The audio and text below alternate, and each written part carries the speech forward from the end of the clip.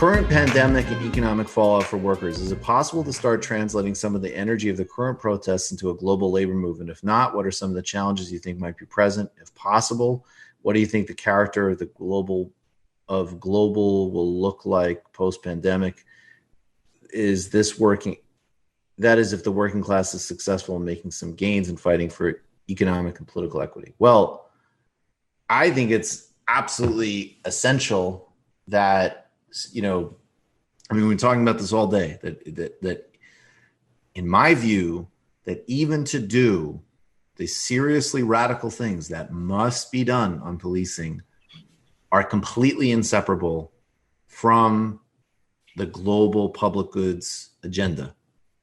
Inseparable. So I have no doubt that there's things being learned, there's important conversations being had, but I also, I'm very concerned about the directions things are going in. I can't lie. I think as far as what things would actually look like if there was some achievements, I think if there was achievements in the United States, I think a real substantive achievement in the United States, if America had universal health care, to me, single payer, that would be the biggest signal that something had actually happened. Mm-hmm. Question is, so broad, it's hard to give a direct answer, but, we are in a moment where articulating these demands is going to be an additional set of struggle.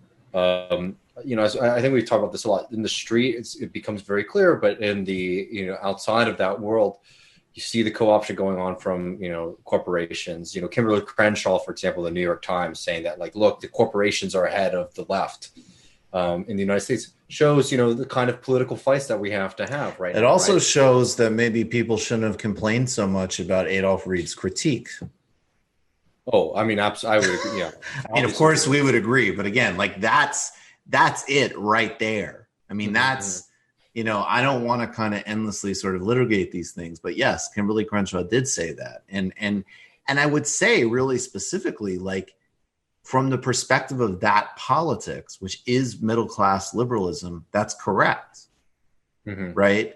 But if you want to get into the underlying class redistributive agenda that, as Shockey was, demonstrating, is just inseparable from it, you have to go there. I also, in my experience, I think the demands on the streets are definitely multitude. I think there's a lot of different things happening on the streets. I absolutely agree. Yeah. But, what I'm saying is that it seems a lot more possible there than it does in the national narrative conversation, right? Because there's so many mediating factors that happen on that level versus street level. Look, there's been a lot of look, there's a video for everything, right? We've seen, people going on, Black Republicans going on telling people we love the police, and that really challenges. Yeah, don't share. Those videos are ops in general. Oh, of course. I wouldn't base it off of that. There's a video for every perspective or agenda out there on the street. But I'm saying on the aggregate, just the nature of mass demonstrations, it pushes those off to the sides, which is why they have to exist as videos, because they can only exist out of context. Right. Absolutely. So that's the political fight that we're in, is making sure that we don't lose that the narrative or the ability to interpret what's happening. But no, I think there's a part of us that really needs to be excited and mobilized.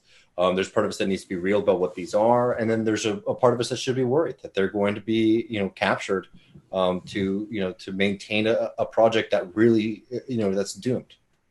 And I think we have to sit and keep thinking about what will be, the most effective vehicle to and I don't think, Sanders was clear.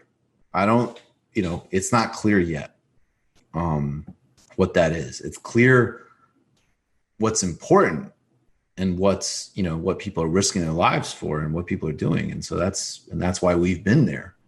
But the actual strategic path is not clear yet. Again, I still keep going back to labor because I just, even just purely because of the numbers, in terms of assembling that literal amounts of people. You just watched a Michael Brooks show video subscribe to get them all. Why wouldn't you? Don't be foolish. Click subscribe below and become a patron as well. Patreon.com/TMBS. Thanks, everybody.